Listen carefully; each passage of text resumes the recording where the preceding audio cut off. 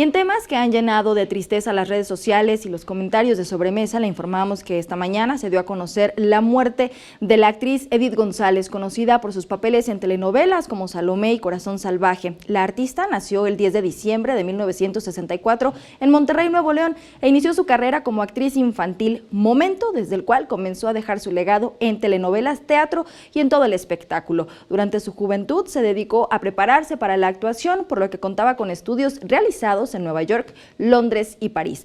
La intérprete de la obra de teatro Aventurera falleció después de la gran batalla que le dio al cáncer de ovario, que le fue diagnosticado en 2016. Descanse en paz. Nuestros compañeros de redes sociales trabajaron este pequeño recuento de imágenes.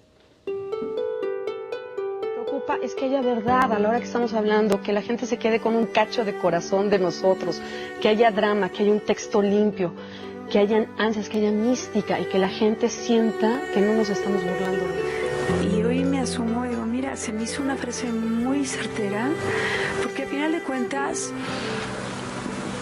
ser valiente implica muchas cosas.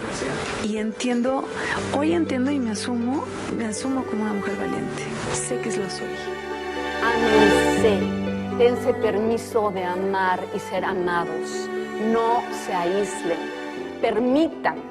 Permítanse reír, permítanse soñar, el mundo no se acaba. Esto soy yo puedo, yo siempre supe que yo iba a poder. ¿Por qué? No me pregunten, yo siempre supe.